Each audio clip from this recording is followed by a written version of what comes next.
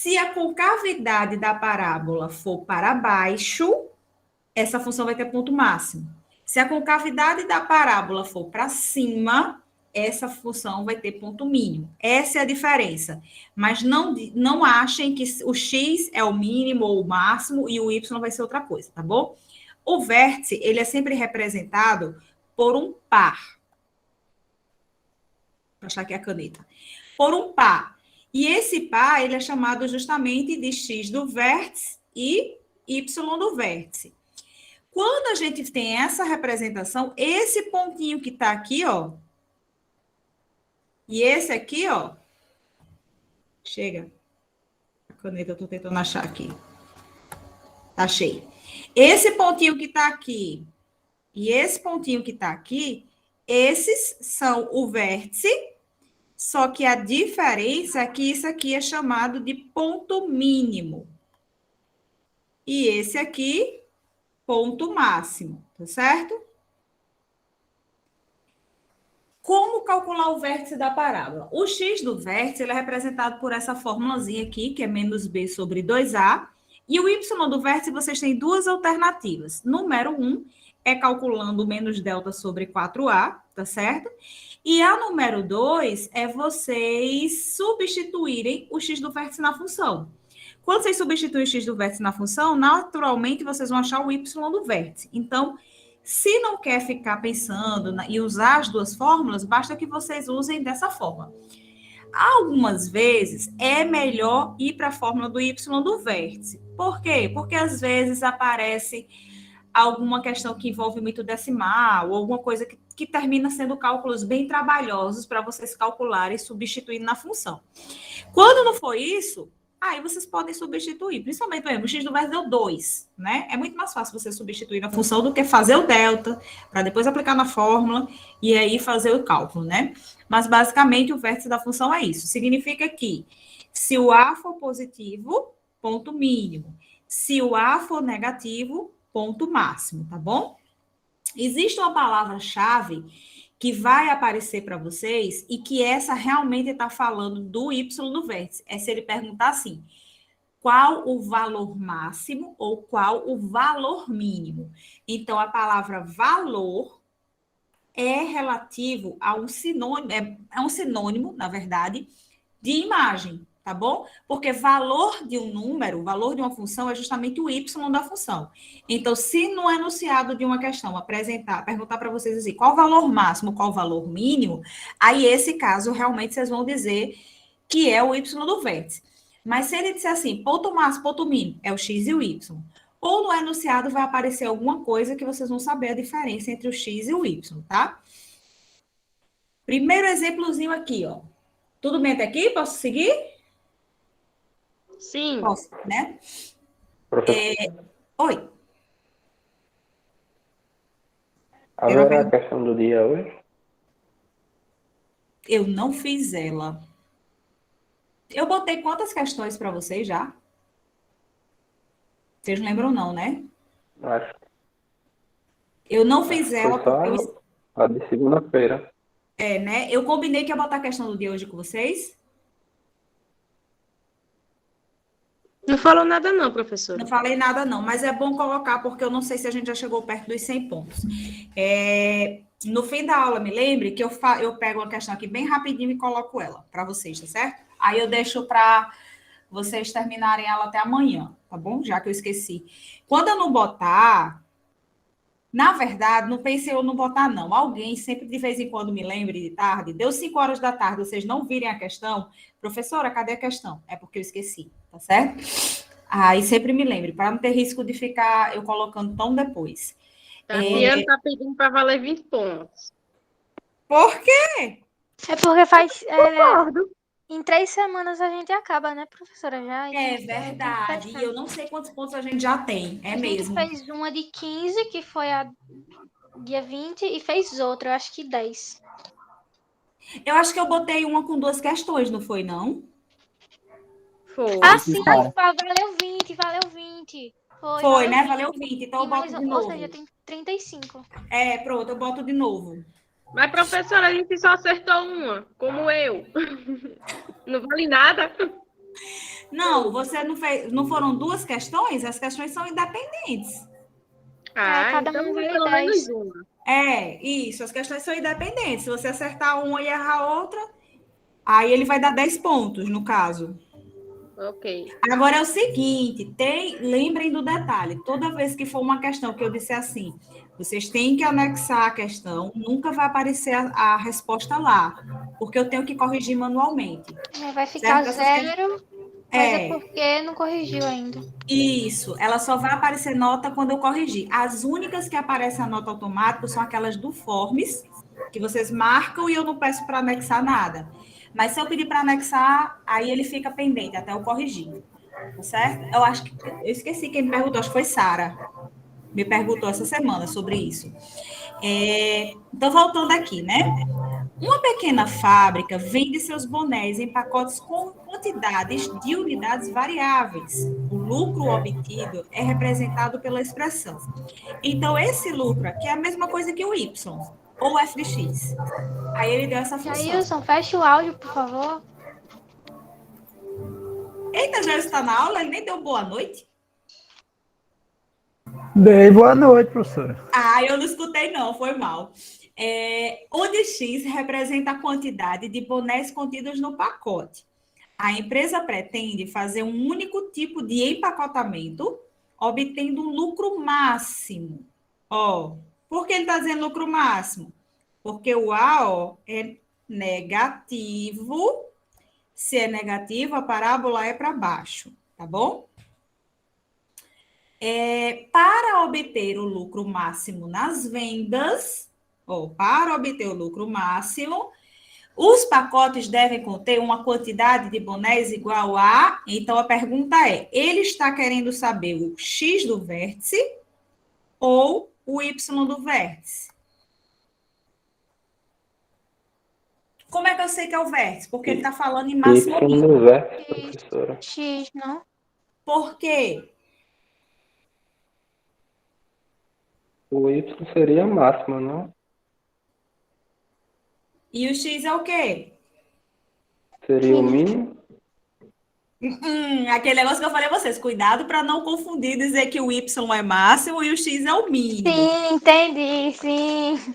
Como é que tudo aqui é máximo? É o X do vértice, porque ele está perguntando a quantidade de pacotes. E os pacotes é representado por X.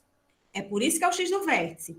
Se ele tivesse perguntado a vocês assim, qual o lucro máximo? Aí o lucro é o Y, tá certo? Então, cuidado para não achar que Y é máximo e o X é mínimo. Eu sei que é o X do vértice porque a pergunta é pacote e não lucro, tá bom? É assim que vocês vão diferenciar qual que tá achando. Então, ó, X do vértice vai ser menos B, que no caso B é 12, dividido por 2 vezes A. Menos 1.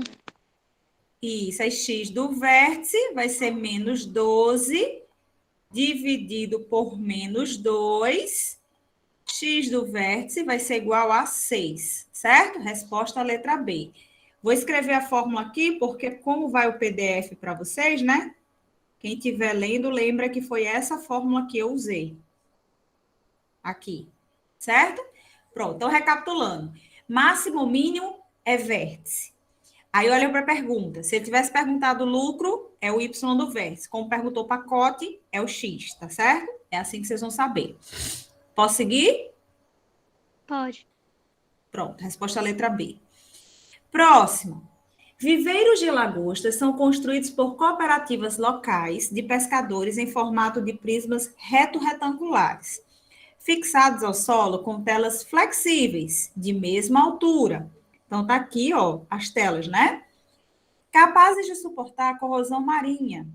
Para cada viveiro ser construído, a cooperativa usa integralmente 100 metros lineares dessa tela, que é usada apenas nas laterais. Então, tá aqui, ó, a lateral da tela, tá certo?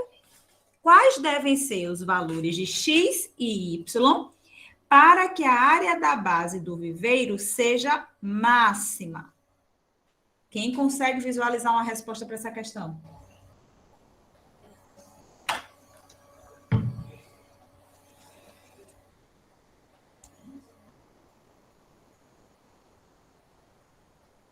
Primeiro detalhe, essa base tem formato de quê? Quadrado. Oxi, peraí. Não Retangular. confie na Reto figura. retangular, né? Que tá dizendo aqui. Ó, ele primeiro que diz que é reto retangular e segundo ele chamou aqui de X e aqui de Y. Então, considere sempre os dados da questão. Então, por mais que tenha um formato parecido com um cubo, não é um cubo. Então, a área dessa base é X vezes Y, certo? E agora, 100 metros lineares da tela é como se vocês pegassem essa figura que está aqui e planificassem. O retângulo reto, hein? Planificando, vocês vão ter que situação? Quanto vale essa medida aqui? Se a planificação dessa lateral aqui. 4x. 4x.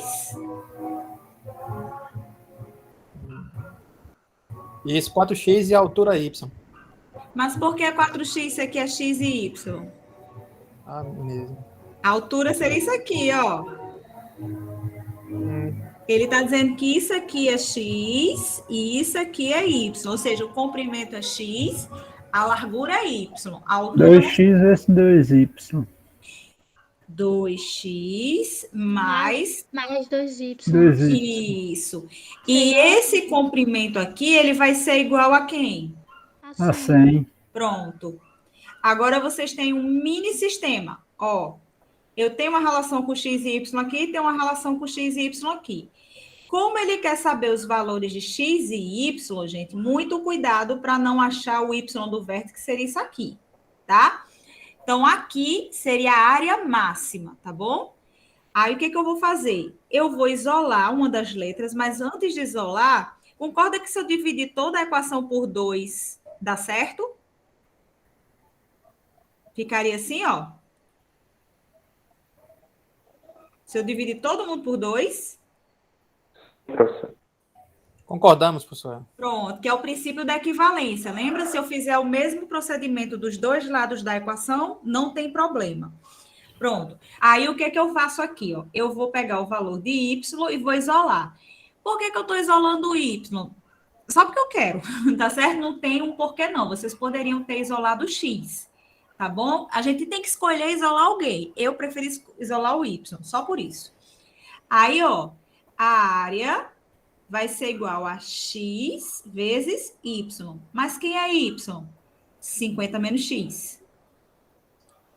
50 menos x. Agora a gente vai fazer a distributiva aqui, ó.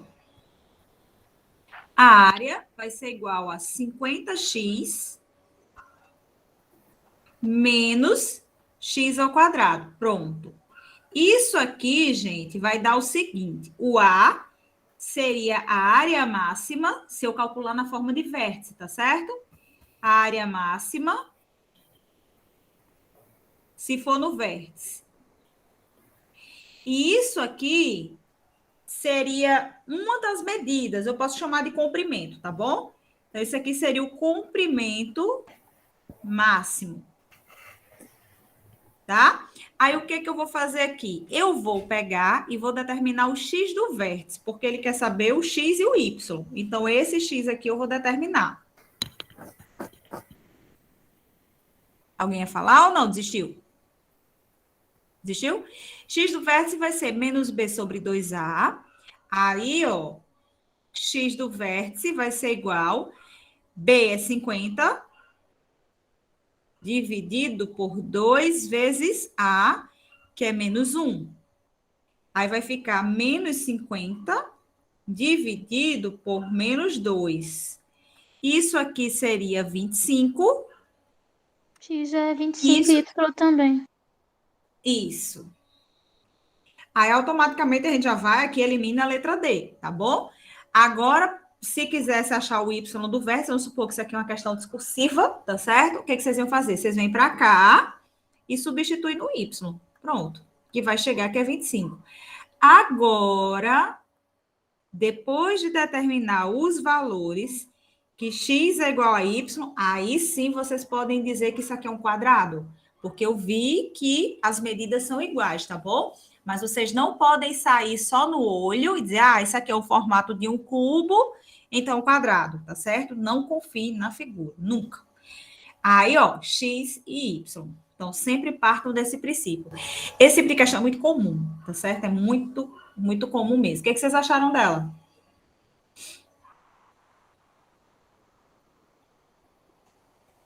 É boa, professora. Interessante, professora. É uma questão interessante por vários motivos. Primeiro, ela dá uma sensação que é de geometria espacial, mas não é. Depois, ela envolve geometria plana, porque vocês têm que ter o conhecimento de área e de perímetro, e uma visualização espacial, né? Porque como ele fala que a cerca tem 100 metros lineares, a gente tende a pensar em quem seria esse metro linear, né? Metro linear seria só comprimento. Aí a pessoa termina procurando a altura. Aí fica perdida que, vixe, cadê a altura que não deu? Nem precisa, porque eu só preciso do comprimento linear. Depois, o segundo passo que seria para vocês transpassarem é lembrar que ele estava falando de vértice, por causa disso aqui. Isso foi que definiu o que é o vértice. E, em segundo lugar, vocês virem para cá e achar o x do vértice. E ter o cuidado de não fazer o y do vértice. Porque o y do vértice, nesse caso aqui, ele está perguntando, daria área máxima. Agora, por exemplo, se o enunciado tivesse dito assim, qual o valor da área máxima? Aí vocês viriam para cá, esquece x e y, ia determinar o y do vértice daqui, que seria o equivalente à área, tá certo? Então, é uma questão bem interessante, porque ela sai puxando um monte de conteúdinho, né? Alguém perguntou alguma coisa? Que eu vi o pilim do chat. Oi, Essa eu professor. vou não, Kessia. Boa noite. Boa noite. Professor, eu adorei essa questão. Inclusive, eu gostaria que você reforçasse mais questões assim. Eu vejo que cai bastante no Enem, em concurso. Vejo bastante delas e confunde, sim. Sim, confunde. É meio que uma questão... Esse tipo de questão, tal como quando vocês forem estudar análise combinatória, vocês já estudaram, já pagaram a disciplina de análise combinatória? Acho que não, né? Vocês Não, vão... professor. Já? Não, Não? Pronto. não. Quando vocês forem estudar a parte de permutação com repetição, tem até umas questões que eu fiz, tá no canal. Tem umas questões padrão, que ele fala de um gráfico e ele pede sempre para a pessoa chegar do ponto A ao B. É questão característica. Se tem um concurso, tem análise combinatória, eles perguntam coisas desse tipo. Então, de função de segundo grau, esse tipo de questão é um tipo de questão muito repetitiva. Então, o que ele vai mudar? Às vezes ele muda só os valores, mas no fim ele está falando sempre desse tipo de situação, de área máxima. Porque é como eu falo, é uma questão que ela consegue tirar de vocês muitos conteúdos. E o objetivo hoje em dia, tanto de ensinar matemática como de concursos, é numa questão poder englobar o máximo possível, já que são poucas questões, né? Não tem como você cobrar num concurso tudo da matemática se for uma questão por tópico, né? E essa daí, por exemplo, já mata a geometria plana com função de segundo grau. Então, é muito, muito legal. Que bom que você gostou, Kessi. Professor, eu tenho uma duvidazinha aqui. Para classificar um prisma, a classificação de um prisma é com base com base na sua base, não é isso? Se a base é um trapézio, se é um quadrado, um retângulo aí, o nome desse prisma é com relação à sua base. Isso. Aí, o enunciado diz que é formato de prisma reto retangular. E no final do cálculo, a gente viu que se trata, na verdade, de um quadrado. Né? Qual é a definição mesmo de um retângulo? Na verdade, esse reto retangular, ele está se referindo a dois tipos de prisma, porque existe o prisma reto e o prisma oblíquo. O prisma reto é esse prisma que, quando você olha, esse ângulo aqui, ó, é de 90 graus. A altura coincide com a aresta lateral. Um prisma que não é reto, que a gente disse que é oblíquo, seria um prisma mais ou menos como esse assim, ó. Entendi. Meu Deus, deixa eu achar aqui. É como se fosse uma caixa de sapato, ela é inclinada, assim. Isso, pronto, eu sou péssima de desenho. Mas é justamente isso. Então, esse ângulo aqui, ele não seria de 90 graus, ele seria inclinado. Então, é como se tivesse isso. Aí, como é que você sabe que o prisma é oblíquo ou reto? Você olha para a face lateral. Se a face lateral for um retângulo, prisma reto. Ou um quadrado, tá certo? Porque, assim, um quadrado é um tipo de retângulo, tá certo? Ah, sim. Se a face lateral for um paralelogramo, aí ele é um prisma oblíquo. Então, nesse caso, ele chamou de reto, porque isso aqui é um ângulo de 90 graus, né? A aresta lateral coincide com a altura, e retângulo, porque a base é um retângulo.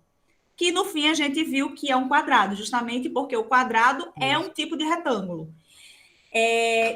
Todo quadrado é um retângulo, mas nem todo retângulo é um quadrado. Ah, sim. Por quê?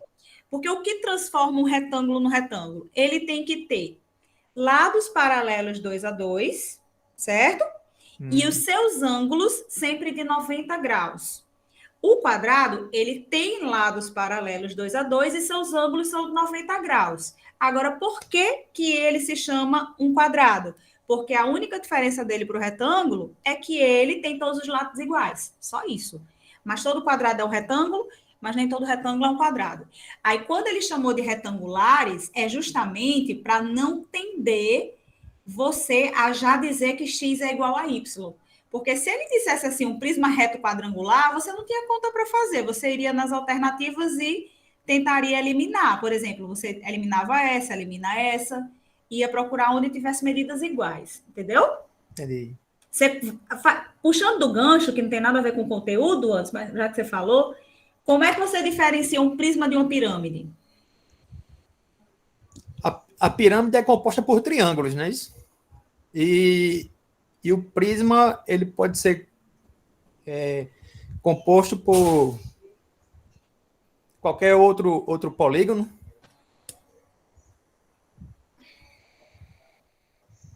Assim, pronto, o prisma, as suas faces laterais são triângulos, mas Pronto. a base pode ser um hexágono. Pronto. A classificação de qualquer um dos dois, para dizer se é o nomezinho, né? Pirâmide, quadrangular, ela depende da base. Mas para você saber se é uma pirâmide ou um prisma, o que diferencia é a face lateral. Se a face lateral for um triângulo, pirâmide. Se a face lateral for um paralelogramo, aí novamente volta aquele exemplo. Um retângulo é um tipo de paralelogramo, tá certo? Aí, se as faces laterais forem paralelogramos, então ele é um prisma. Então, é assim que você diferencia. A diferença de prisma para pirâmide, a face lateral. A nomenclatura é a base. Os dois é a mesma regra. É assim que você sabe a diferença. Isso é uma pergunta que os alunos de vocês vão fazer muito. Porque eles olham e não conseguem diferenciar, saber se um prisma, não conseguem dizer como é que sabe que é um prisma e como é que sabe que é uma pirâmide. Então, e, por exemplo, na pirâmide, quando você for ver um tronco, o que diferencia o tronco de uma pirâmide do tronco de um prisma, por exemplo? Que a gente nem costuma falar muito em tronco de prisma, mas existe. Tronco de cone, né? Tronco de cone. Tronco de cone, tronco do prisma, tronco da pirâmide. Não é muito comum falar em tronco de prisma, ele fala mais em secção. Normalmente eles chamam de secção, mas é um tipo de tronco. Porque o que é um tronco? É você cortar o sólido em algum momento, ele sendo plano à base. Aí, o que acontece? Para você saber que é um tronco de pirâmide, a face lateral dele vai ser um trapézio, sempre. E se for de um prisma, não, ele vai continuar sendo um quadrilátero, né? Ou paralelogramo, ou retângulo quadrado. Ixi, puxei para outra coisa, né? Esse assunto aí é emocionante, professor. Esse assunto aí, geometria espacial, geometria analítica, são... É um assunto... Eu me emociono todinho. É muito bom, porque, assim, é um dos conteúdos... Depois de funções, a geometria é um dos conteúdos que está em tudo na nossa vida, né? Tudo é geometria. E a geometria espacial, ela nasce da junção de figuras planas, né? Então, é muito lindo, é muito bom. Obrigado, professora. Nada. Vamos lá, continuando. Um projétil é lançado por... falando de geometria espacial, voltando antes. Vocês sabem por quê que, por exemplo, telhados de casa, em geral, são em formatos triangulares? Por que mesas que aqui o pezinho dela é no formato de triângulo não balança?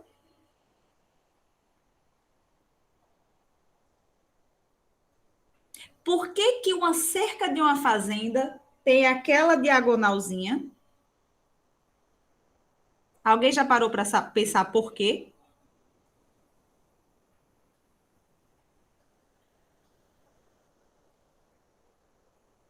Ainda não.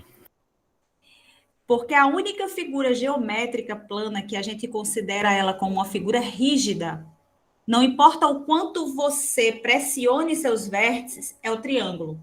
Então, qualquer estrutura que tenha uma base triangular, ela é considerada uma figura estável, uma figura rígida. Por exemplo, você quando tem aquela mesa de 4 pernas, né, a normal que a gente conhece, chega um momento que ela começa a ficar assim, balançando, né, começa a afrouxar. Mas quando vocês têm aquelas mesas que o pé é um tripézinho, né, que é triangular, você não vê esse movimento. Você vê, às vezes, ela fazer isso, mas por causa do desnível do chão, mas não porque ela perdeu o movimento.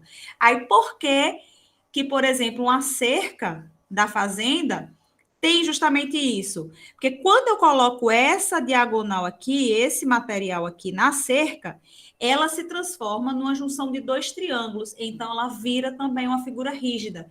Então, evita com que aconteça justamente o empeno de uma porta, dessa porta, né? Então, a cerca não vai ter tanta facilidade dela empenar facilmente. Ela pode até empenar sim, né? Porque é madeira, incha.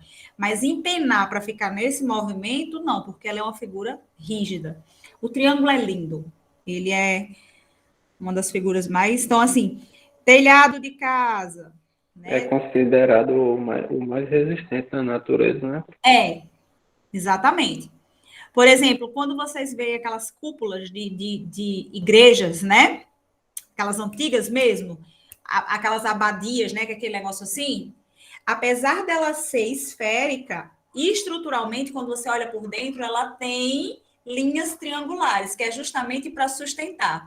Tem até uma série que há muito tempo passou, acho que é Pilares da Terra, que eles constroem umas dessas abadias, dessas, né, igrejas bem antigas, e eles até conhecerem a rigidez do triângulo, eles faziam e essas igrejas desabavam. Então, quando faz essa estrutura triangular na parte esférica, ela se torna uma figura rígida. Então, ele é uma figura perfeita, né? Então, ela realmente é uma figura muito interessante.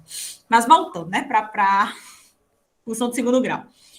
Um projétil, acho que vocês vão gostar quando vocês forem estudar geometria espacial.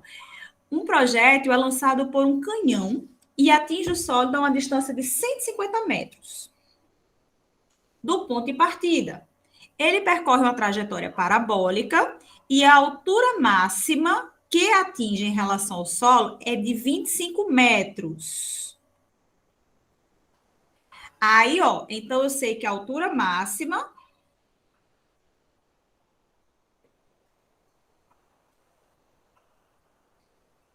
25 metros. E que atinge o sólido, o sólido, falando de geometria espacial, atinge o solo em 150 metros. O que significa isso, gente? Atingir o solo em 150 metros significa essa imagem. E significa dizer também que se vocês considerarem isso aqui, ó, como plano cartesiano, isso aqui está representando as raízes. Então, isso aqui seria a primeira raiz, que é de onde o canhão sai, e aqui seria a segunda raiz, que é onde o canhão chegou. Se essa distância é 150 metros, significa que esse valor da outra raiz é 150, tá certo? Aí, admita que o sistema de coordenadas x e y, em que o eixo vertical y, ó, representa, vou nem escrever, tá aqui, ó, a altura e o eixo horizontal, a distância, ambas em metro. Considere que o canhão está no ponto, ó, 150 e 0, então aqui ele já provou que isso aqui é a raiz. Porque a raiz é o ponto de x onde o y vale zero. Aí ele diz assim, e que o projeto atinge o solo 0, 0, então, ou seja, está partindo da origem, certo? Aqui, ó, raiz 1, 0, raiz 2, 150. Do plano XY, a equação da parábola que representa a trajetória descrita pelo projétil é... E aí? Ô, professor, graficamente tem como a gente encontrar o x do vértice fazendo a média aritmética simples. Sim. Entre as duas raízes, né? Isso, o x do vértice aqui seria 75, né? 75, isso. Aí você tem dois pontos. Tem ele já dá o ponto de máximo, que é 25, e tem o x do vértice.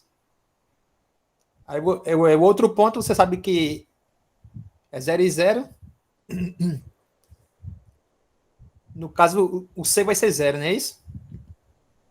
Já que a parábola intercepta... C vale 0. Isso. Se o C vale 0, significa que essa função vai ser nesse formato. Deixa eu puxar a mesa mais para cá. AX ao quadrado mais BX.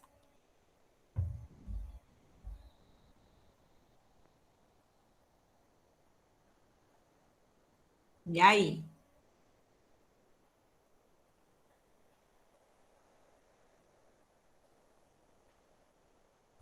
Como uma das incógnitas foi eliminada, no caso C é 0, tem como você montar um sistemazinho de equações com os dois pontos disponíveis.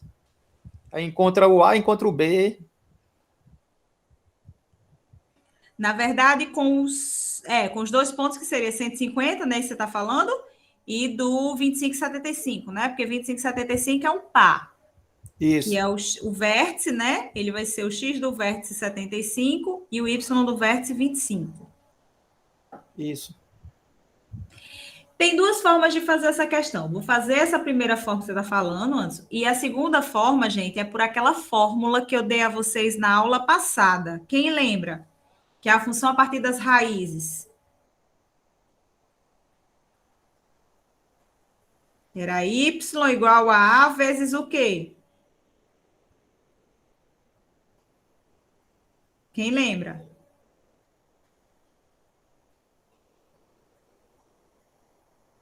X menos alguém. Quem era?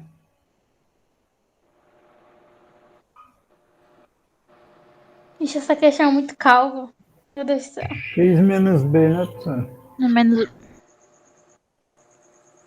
É menos B, não, professor? Não. Era a partir das raízes. X menos X1. Isso, que é a raiz. Vou chamar de R1 para não confundir. Vezes... X menos X2. Isso.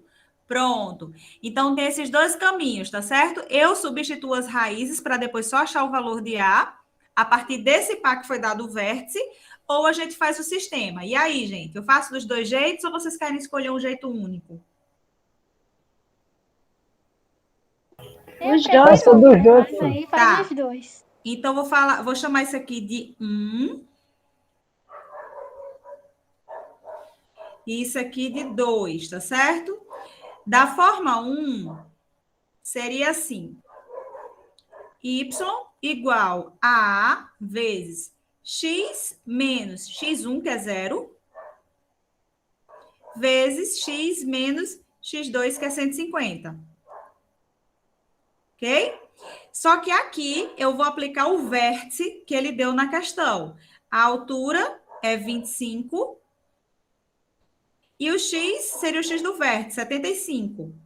Então, A vai ser igual a 75 menos 0, que é 75, vezes 75 menos 150, tá? Opa, esqueci do 0.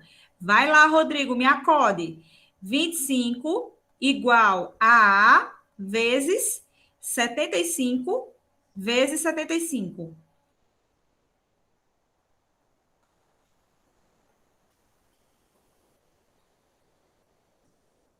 Dá 140. 140.625. 140.625? Isso. Pronto. Igual a 25. Então, vocês vão chegar a A igual a 25. Tem certeza? Deu tão grande, né? Não, professora.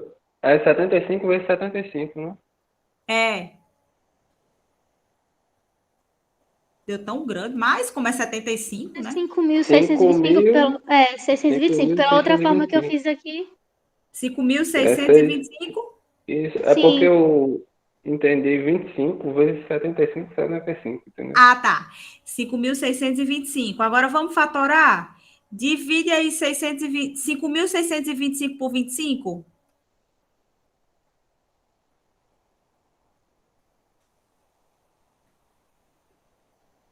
225. 225? Sim. 5.625 dividido por 25, né? Pronto. Então, de cara, vocês já vão saber que a resposta é a letra E, ó, porque tá aparecendo 225 aqui, ó. Certo? Porque o que que ia acontecer? Vocês iam colocar aqui nessa lei de formação, que seria x vezes x menos 150. Então, seria x ao quadrado menos 150x, tudo isso dividido por 225. Isso aqui seria a função, tá? Aí, quando multiplicar por y, tá certo? Agora vamos para o jeito de antes. Parte 2. Parte 2 seria vir para cá, ó, e substituir a raiz. Como o 150 é a raiz, então você vai igualar a zero. Então, seria A vezes, vai lá, acorde aí de novo. 150 ao quadrado mais B. Vezes 150. Isso. Quanto é que é 150 ao quadrado? 2.000... Não, 22.500. 22.500. A mais 150B. Pronto, tudo isso igual a zero. Aí vem para o próximo ponto, que seria o vértice, e Faz substitui. 75. Então, fica 25 igual a vezes 75 ao quadrado, mais B vezes 75. Aí fica 25 igual a 6.625, né? Isso. A mais 75B. Pronto. Se quiser, simplifica isso aqui por 25, para ficar igual a 1, né? Quando a gente viu, deu 225 aqui, né? Que a gente fez na conta anterior. E 75 dividido por 5, por 25, dá quanto? 3, né? Sim. 3, né? 3B, pronto. Aí vamos fazer esse sistema, ó. 225A mais 3B igual a 1. E o outro é 22.500A mais 150B igual a 0. O que a gente pode fazer é vir para cá, para essa parte aqui, ó, e isolar um dos dois lados. Eu vou fazer assim, ó. 22.500A vai ser igual ao 150B, eu vou passar para lá. Então, menos 150B, tá? Gente, eu fiz uma conta errada aqui, vocês nem viram, ó. 75 menos... É, né? Aqui, ó. É menos 75. Menos 25, menos aqui, menos aqui. Era isso que você estava dizendo? Eu esqueci desse menos aqui, ó. Subtrai e pega o sinal do maior. Aí, se não estava dando x ao quadrado, ó, sem o negativo. Aí, voltando para cá, a gente vai ficar assim. Simplifica os zeros. E 2.250 dividido por 15. Dá quanto?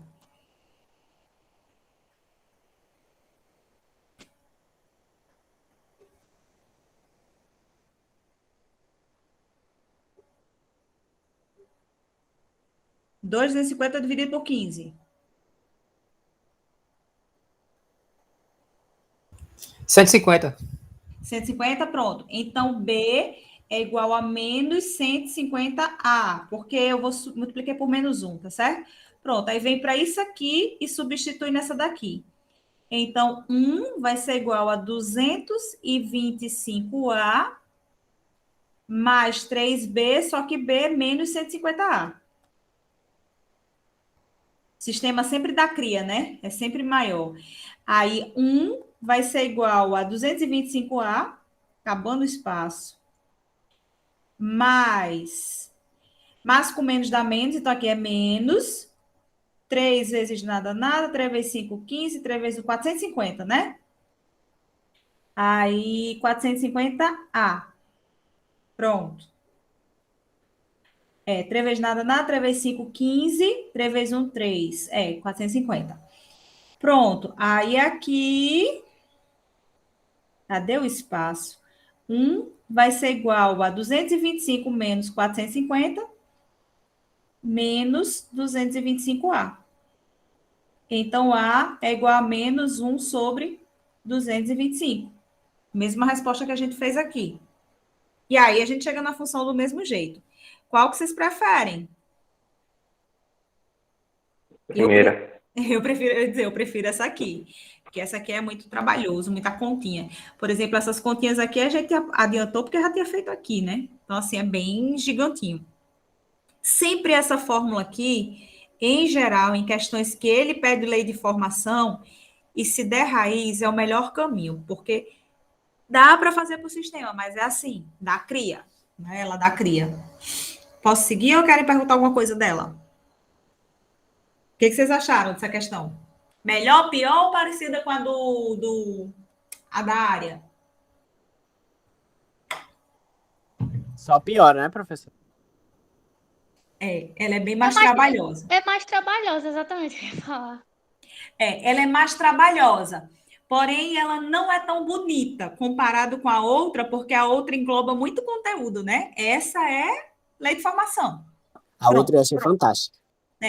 A outra ela é muito bonita por isso, porque ela envolve muita coisa, você pensa bem. Aqui é uma versão soft de resolva ou dê a lei de formação. No fim das contas ele botou um contextozinho, mas no fim das contas você usou o gráfico e fez a lei de formação. Não pensa muito, é mais trabalho braçal. Agora é trabalhosa, mas não é uma questão bonita. Bonita que você, né, pensa assim muito para fazer. Então, resposta letra E. Próxima. Essa aqui. Peraí, deixa eu ver o andar da carruagem da hora, gente. Deixa eu ver quantas questões eu botei aqui. Só tem essa. Mas deixa eu explicar logo a 14 e eu volto para cá, porque eu não quero... É bem pequenininho, ó, a 14. Aí eu volto para a questão. Pronto. Gráfico da função de segundo grau, né? Gráfico da função de segundo grau, a gente já fez a função a partir do gráfico, mas agora a gente vai chegar no gráfico, né? Existem basicamente duas formas de vocês construírem um gráfico. Uma que eu não gosto, mas que muito professor adora ensinar, principalmente no ensino fundamental. É incrível. E aí os alunos ficam com raiva de função de segundo grau, que é você fazer uma tabela gigante e sair substituindo valores. Por quê? Porque você substituir valores para achar uma função de segundo grau, você precisa substituir muitos valores para ter minimamente uma parábola. Se você substituir 2 valores, você não tem nem metade dela. Então, dependendo dos valores que você atribuir, dá muito trabalho. Então, é muito braçal. É melhor fazer esses cálculos aqui, que apesar de ser um pouco mais de contas, mas é mais rápido. Qual é? Para você construir o gráfico, então você vai ter aqui o plano cartesiano, tá bom? Esse é aquele esqueminha do mesmo do... Chega, agora esqueci a palavra desse trocinho aí. Do canhão.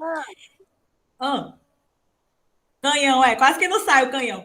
Do canhão, mesmo esquema. E aí vocês vão ter justamente os pontos, né? Então, pontos básicos, que seria isso aqui, ó. Tem uma questão, falou de alcance, ponto que toca o chão, retornou o solo, coisas direcionadas a isso, ele está falando de raiz. Então, quais são os passos que vocês devem tomar para construir um gráfico? Primeiro passo é um sem conta. Sempre marcar no eixo Y o valor de C, certo? Depois que vocês acharem o valor de C, aí vocês vão determinar a raiz. Quando vocês acharem o x', por exemplo, sei lá, 0, porque aqui está passando da origem, né? E o x duas linhas, tipo 50. Aí você vem aqui e marca primeira raiz, segunda raiz. Tem 2 caminhos para achar o vértice. Faz aquilo que ela falou, a média aritmética entre as duas raízes, e você determina o x do vértice Quando determinar o x do vértice, você vem para cá, ó, e substitui na função e acha o y do vértice, e depois liga os pontos. Então, quem são os pontos que vocês têm que ligar? Raiz para o vértice, vértice para outra raiz. Passando pelo C, né? Passando pelo C, depende de como seja a função. Então, às vezes, pode ser um gráfico desse jeito aqui, ó. Então, do C para a raiz, da raiz para outra raiz e acabou. Não, desculpa, da raiz para o vértice e do vértice para a raiz. Então, vocês, com esses pontos, vocês conseguem fazer o gráfico. Então, basicamente, vocês precisam C, raiz e vértice, só. Então, ó, x do vértice, y do vértice, e aqui está o C, tá? Vamos para essa questãozinha aqui, ó. Uma bala de canhão é atirada de um tanque de guerra e descreve a trajetória em forma de parábola. Aqui está a parábola. Sendo y a altura e x o alcance em metros atingido pela bala do canhão. Construa seu gráfico. Então, olha só. Aqui está o plano cartesiano. Primeiro passo, ó. Cadê o C?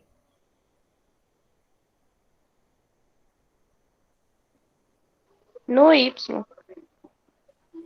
Que não existe aqui, ó. O C é 0. Então, eu sei que o C, ó, é 0. Se eu sei que o C é 0, a primeira raiz é 0, tá certo? Então, eu já sei que C e a primeira raiz é 0. Aí, o que vocês vão fazer aqui? Vai para o vértice.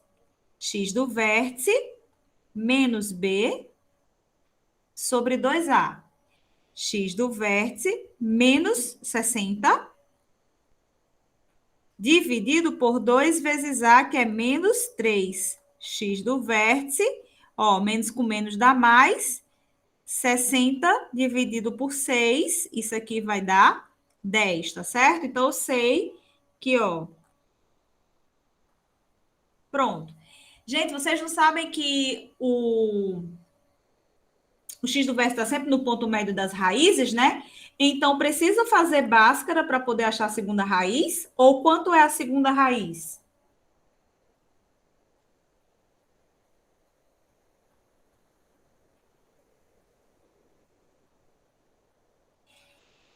A segunda raiz é 20, né, professor? Pronto. Só isso. Então, ó, já sei que a primeira raiz e o C é 0, sei que a segunda raiz é 20, agora falta achar só o y do vértice. Duas saídas, faz o delta e usa a fórmula, ou vem para cá e substitui na função. Eu vou substituir.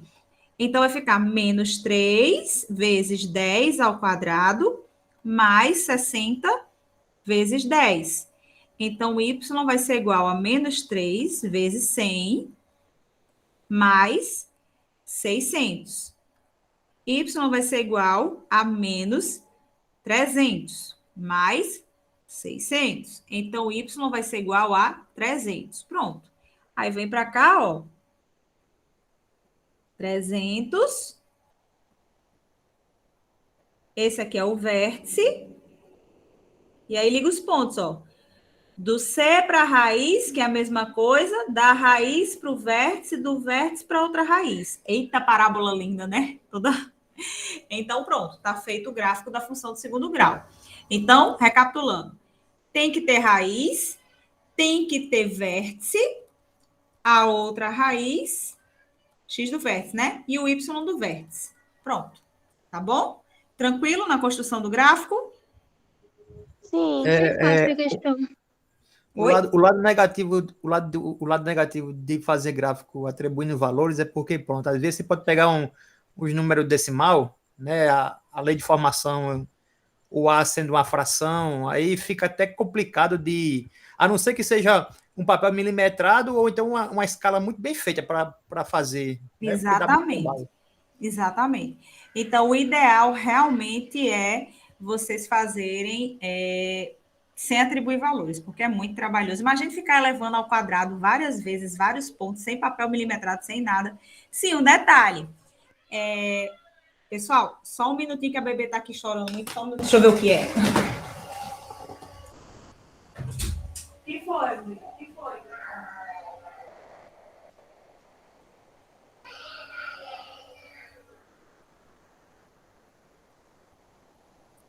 Filme passando de novo.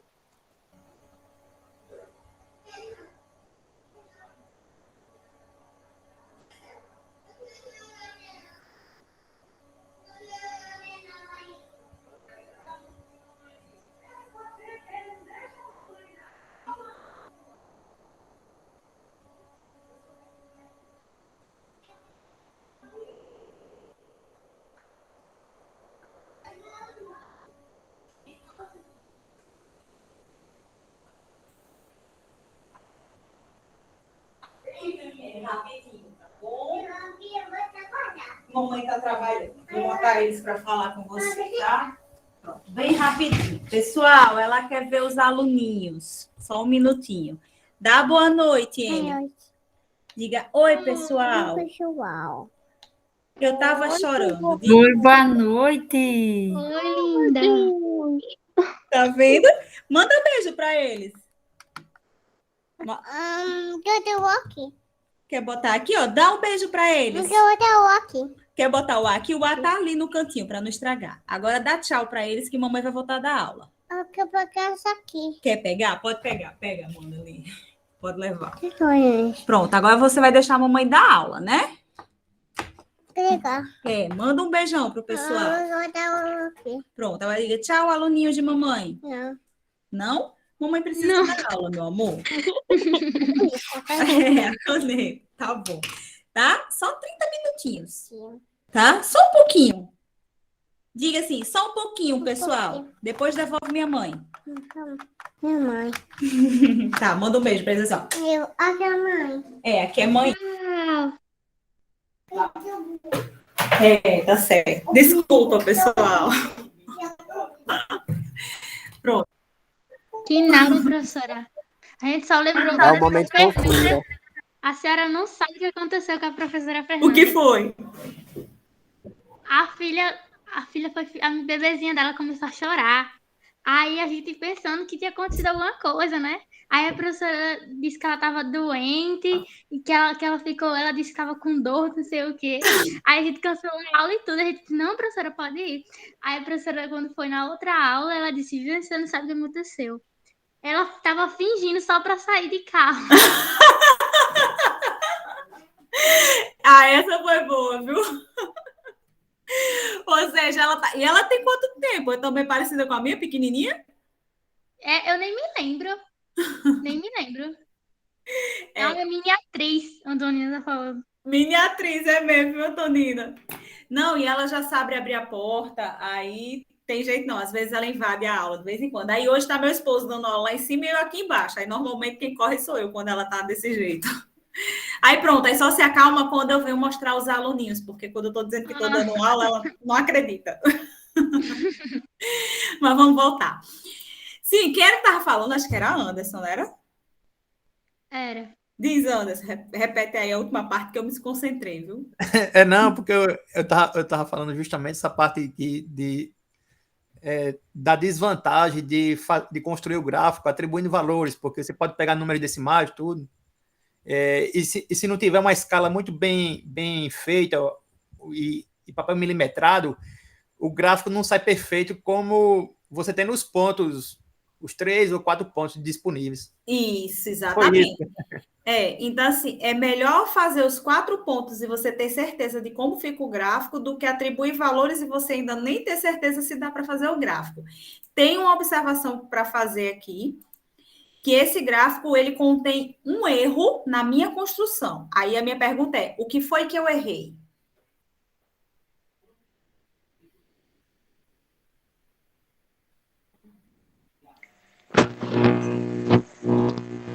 A senhora continuou para baixo? Não é a concavidade para baixo, que ela é para baixo porque o A está negativo.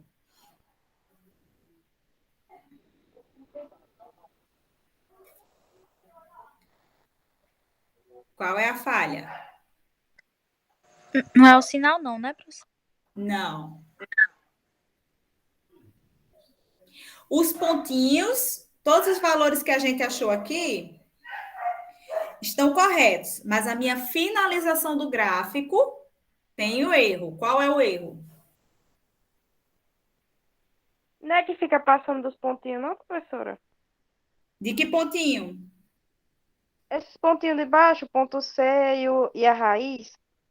Por que não pode passar? Porque aí tá dizendo que ele tá fechado. Não, o que eu fechei aqui, na verdade, eu fechei para poder dizer a vocês que pontos eu usei. Esse fechado aqui não existe. Ele é uma linha. Ele é uma linha. Ele deu continuidade, professor. Na verdade, ele não deu continuidade. A bola estaciona num ponto fixo, ela não desce abaixo do do eixo Y, não. Por quê?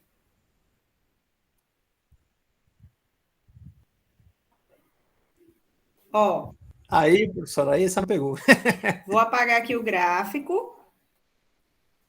Oxi.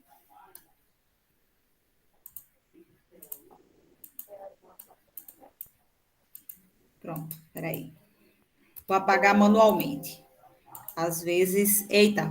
Se eu apagar manualmente, eu perco tudo. Deixa eu ver como é que eu vou fazer. Eu vou desenhar ele aqui do lado. Ó. 0, 10, 20, 300. Aqui está o vértice. Mas ele continua com erro. Não tem mais a bolinha que vocês estão falando. Não tem mais essa bolinha que eu marquei aqui, mas ele continua com erro.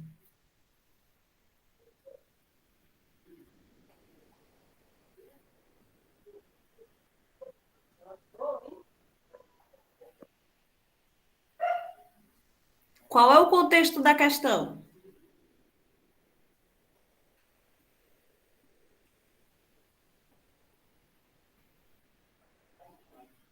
Qual a historinha, qual a situação, problema que tem na questão? E um canhão atira uma bala e está descrevendo qual é a trajetória dessa bala e tal. Pronto. Então, pronto. eu acho que se desce ali daquela curvatura do ponto zero, não vai estar significando que ela saiu do ponto zero. É porque no caso, professor, assim, da parábola, ela feita dessa forma aí, que está no gráfico, dá a percepção que ela é infinita, que ela se prolonga ao infinito, o que não acontece na situação real, porque o projeto sai do canhão, um ponto de origem, atinge uma altura máxima e cai em uma certa distância. Então, é uma parábola finita, né? Tem início e fim. Ou seja, não pode ter isso aqui. Até porque não existe altura negativa, né? É como se tivesse feito um buraco no solo e disseram, ó, continua, e não pode. Então, o gráfico correto, ó, seria essa situação. Chegou, pronto, parou aqui, não pode continuar, tá certo? Só faz o gráfico assim, com essa continuidade, se não tivesse contexto. Se a questão não tivesse contexto, não dissesse nada, né? Parábola ou tanque de guerra, nada disso. Mas como é que ele está falando que o eixo X é alcance e o eixo Y é altura? E ele está dizendo que a bala de canhão, ela cai, sai do canhão e volta para o solo, então não tem como você ir para baixo. Uma situação muito parecida que vocês vão ver que tem esse tipo de gráfico é mais ou menos o seguinte. Eu não vou fazer a função, assim, o gráfico com os valores da função, porque pode ser que dê errado, eu estou inventando, tá? Mas, por exemplo, vamos supor que isso aqui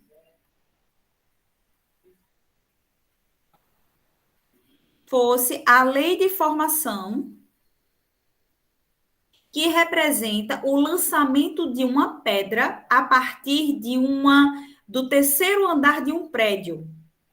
E ele fala assim, olha, descreva a trajetória do lançamento dessa pedra até tocar o solo.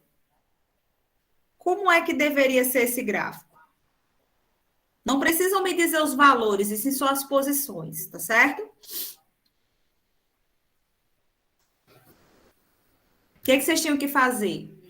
Ia sair do ponto da altura 20. No caso, ela não seria uma parábola completa.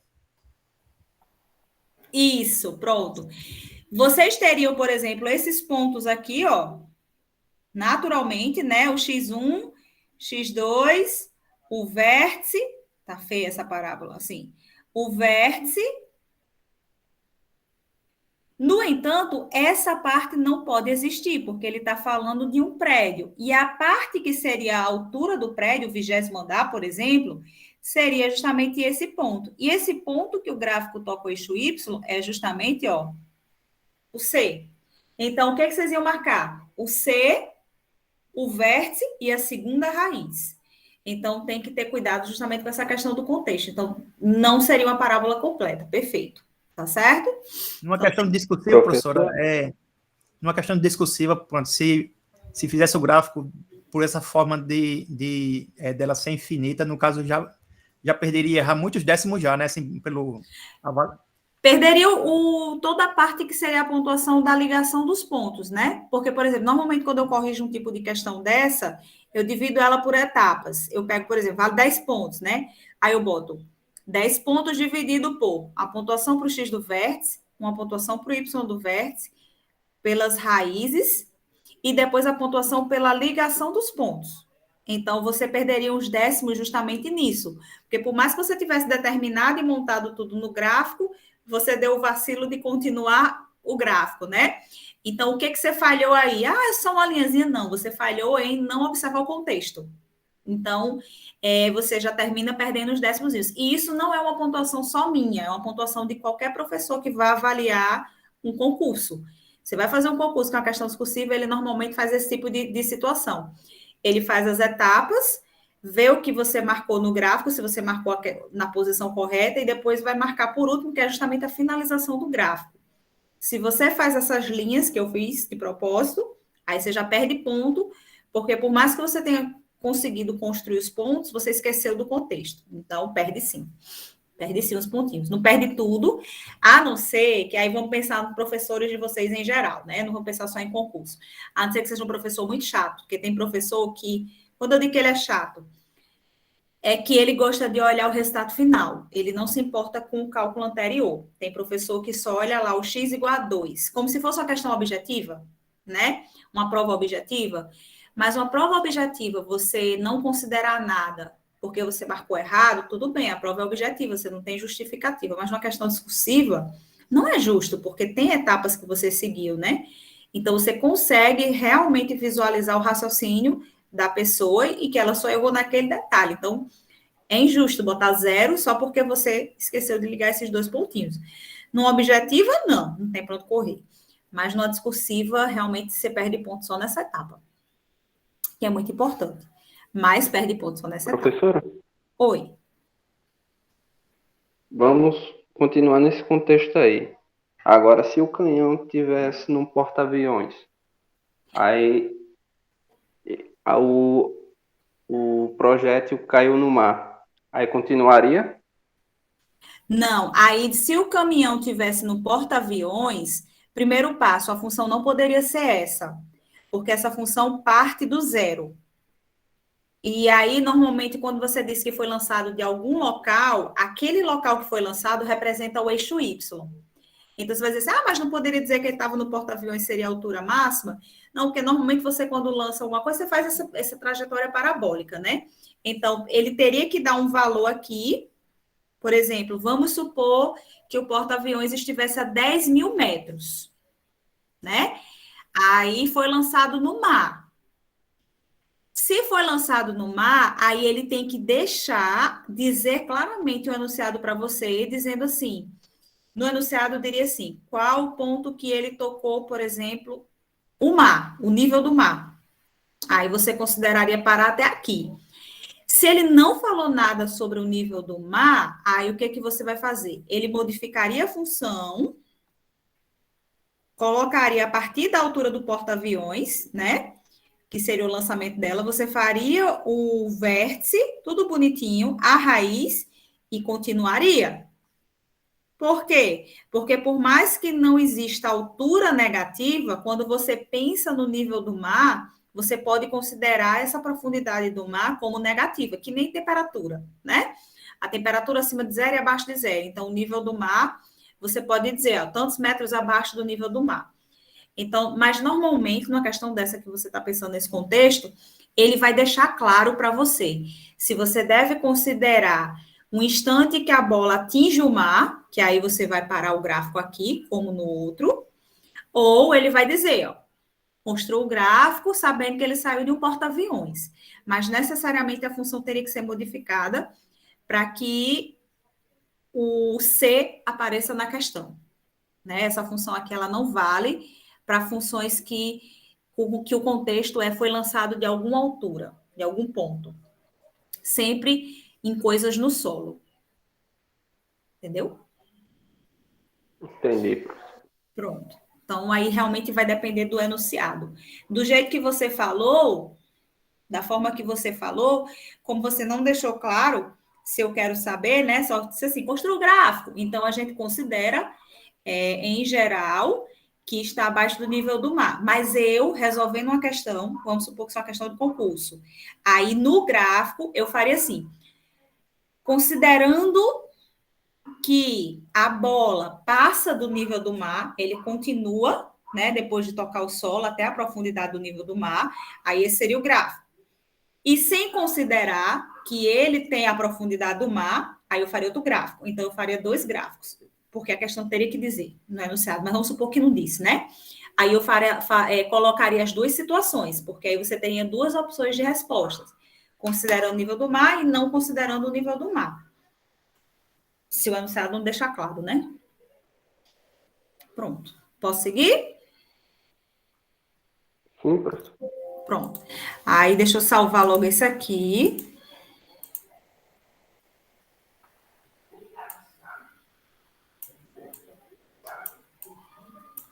Que eu já boto no final da aula de vocês.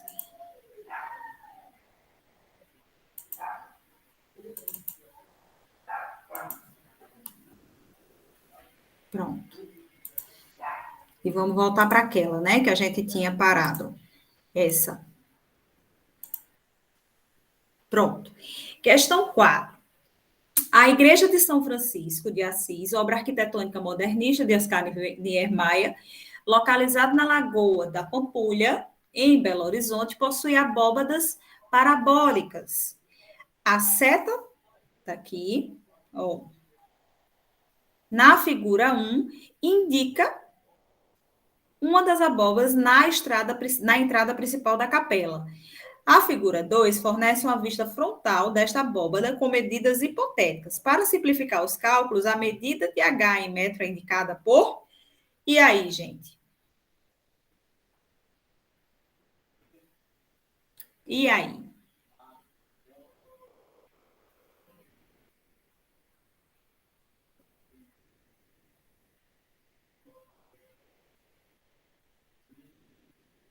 O que vocês dizem? Como fazer essa questão?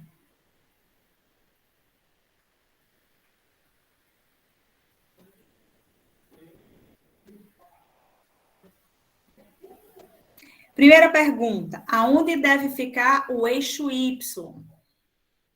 Aqui ou aqui? Partindo dessa imagem que vocês estão vendo aqui, ó.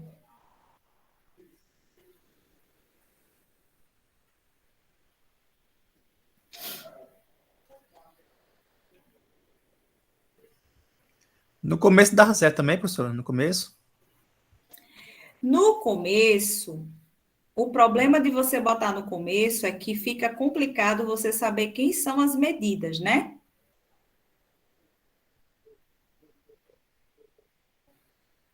Colocando no começo, a gente poderia dizer que o X do vértice é 5 metros. O X do vértice. Porque esse aqui é 5, aqui também é 5. Isso. Certo. Vamos tentar? Bora. Ó, X do vértice seria 5, tá bom? O Y do vértice eu não sei. Aí, quais seriam as raízes? As raízes Se o seriam gráfico está aqui, né? Vá. Seria 10. E quem mais? E 0. Isso. E agora? Agora usa aquela relação que a senhora usou na questão passada, na anterior. Aquela que a senhora... E menos. Isso. R1 vezes X menos R2, né? Aí a minha pergunta é o seguinte. Isso aqui, esse 4 que aparece aqui, ele está dando de graça? Vou substituir, tá? Para a gente adiantar. X menos 0 e X menos 10. Pronto. Porque lá no outro caso, a gente substitui o x do vértice e o y do vértice para achar o valor de A. Se eu substituir o x do vértice aqui, eu vou ficar ainda com o valor de A e o de y. Então, eu preciso de outro ponto. Como é que eu penso nesse 4 aqui?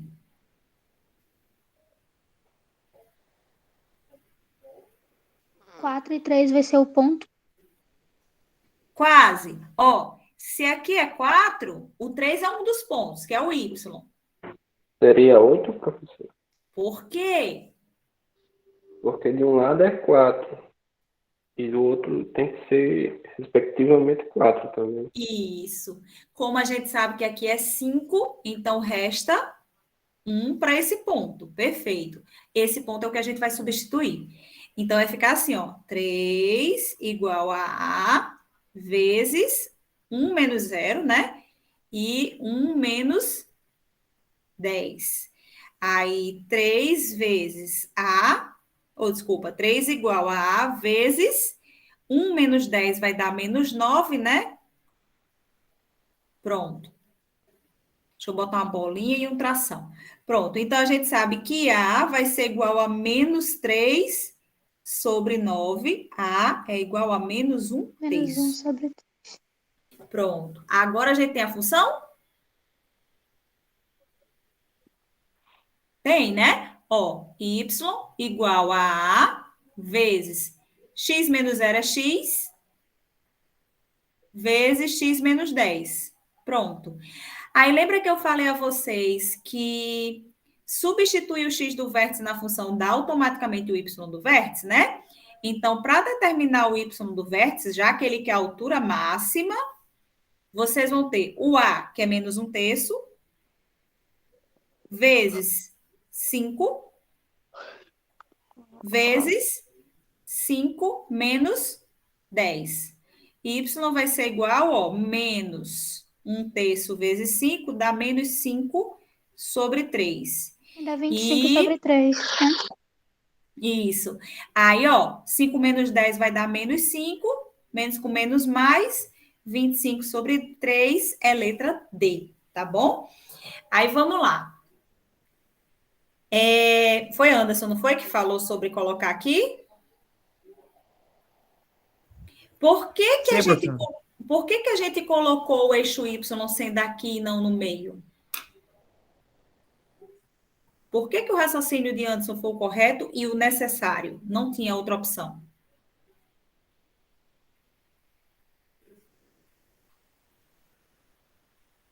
Se explique, Anderson. Você não escolheu esse ponto? Peraí, você que eu tô vendo aqui. Diga, foi um chute. Porque necessariamente só sai dessa questão se fizesse isso. Por quê? Não vai existir espaço negativo. Como é que você ia fazer ele partindo do meio, dizendo que essa abóbada, né? Abóbada né? Essa abóbada é negativa, tem parte negativa, e a gente está falando de alturas, né? Então, se eu coloco aqui, eu estou dizendo que essa parte aqui seria menos 5. É como se as medidas fossem negativas. Então, não tem como, tá bom? Para essa estrutura, o gráfico está aqui no meio. Ele necessariamente tem que partir da origem, tá certo? No caso da origem, desculpa, desse ponto aqui. E no caso, ele queria saber justamente a altura máxima, tá bom? Essa era a última questão, né? Deixa eu ver. Aí, agora eu vou fazer o... Valeu, Leonardo. Me salvou aí. Diga, Leonardo. Nada de graça. Depois tem uma você aí, vai viu? pagar por isso. Mas foi exatamente isso. Anderson acertou. Opa! De onde eu tirei isso aqui? Depois eu vou cobrar cerveja e uma carne de sol ainda. Né? Você tá muito barato, viu, Leonardo? Se eu fosse você, eu cobrar uma cerveja, uma carne de sol, uma sobremesa, ou pelo menos umas 3 vezes isso, viu? Que ele tava numa saia justa. Ele deu a resposta crucial para sair da questão e não sabia dizer o porquê. Como é que pode? Se explica aí, Anderson. Professor, Deus me livre de dever a você, viu? Aqui é com juros, viu? Diga, você pensa num pagamento bem baratinho, eu vou e já cobro com juros, né? Gente, acho que não dá tempo de fazer mais questões. Ó, eu separei. Eu tinha mandado aquelas listas para vocês, mas eu achei melhor colocar uma outra lista com questões mais atualizadas, tá bom? Essa lista aqui, ó, ela tá nesse formato aqui, porque eu vou resolver na próxima aula, eu ia resolver hoje. Só tem, acho que, basicamente essa questão aqui, que ela não é contextualizada. Só que são 20, eu acho que são 20 questões. Não, 22, porque eu acho que eu excluí umas, tentando economizar questões.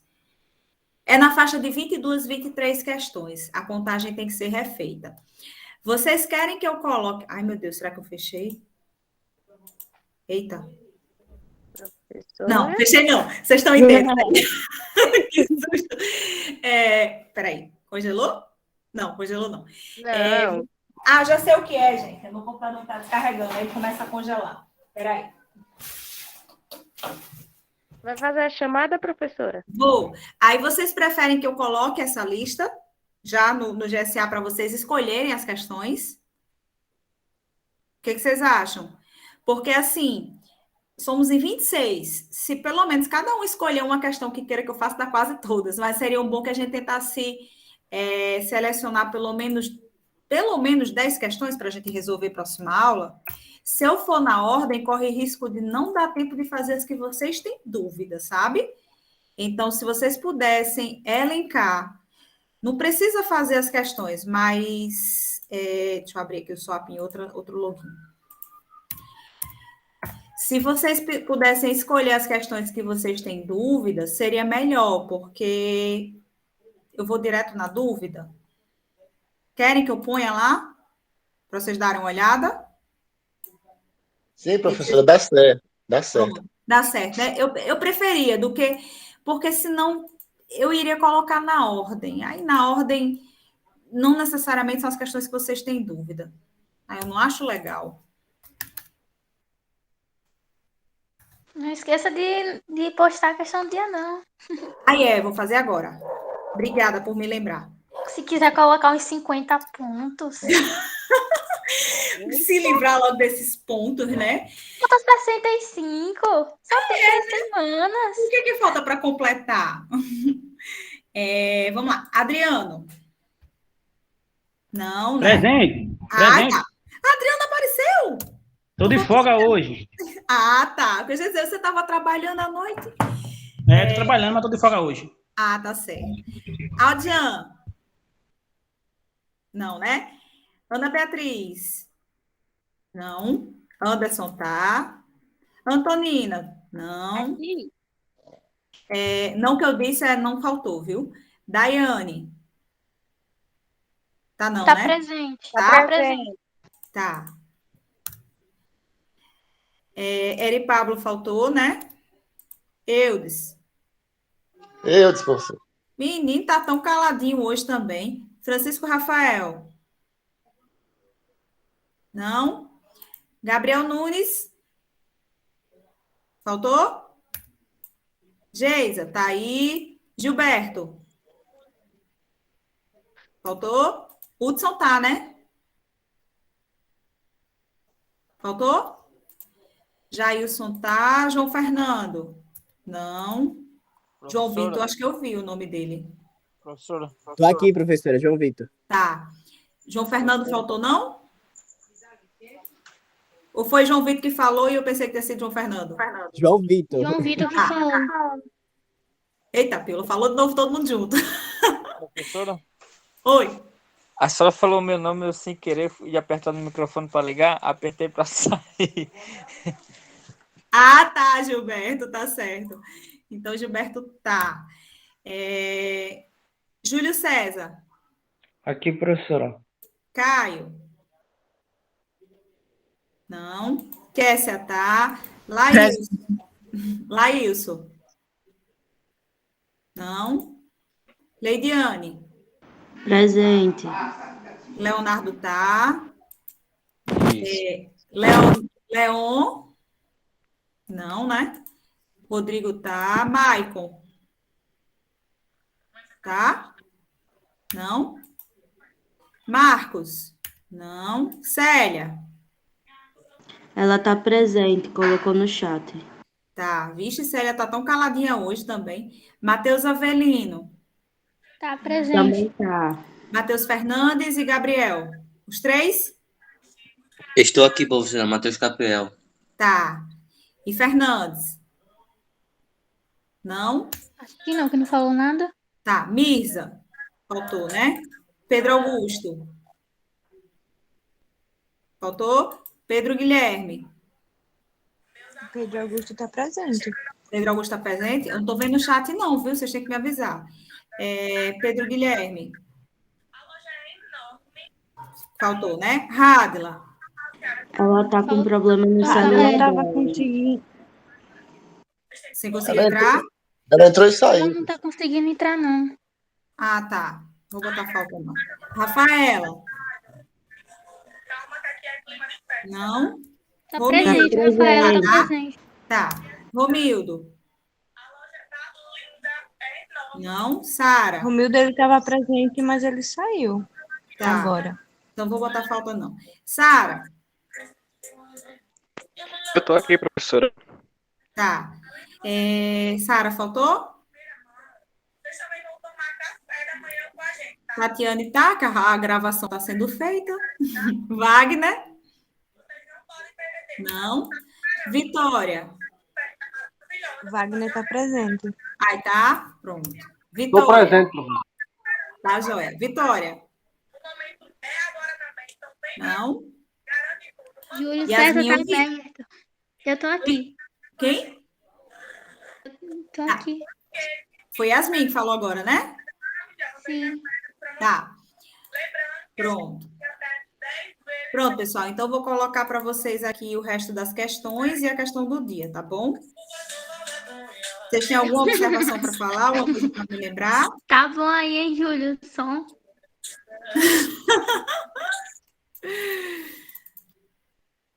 E aí, gente? Tem alguma coisa para falar? Alguma pergunta para fazer? Não? Tati pode suspender a gravação?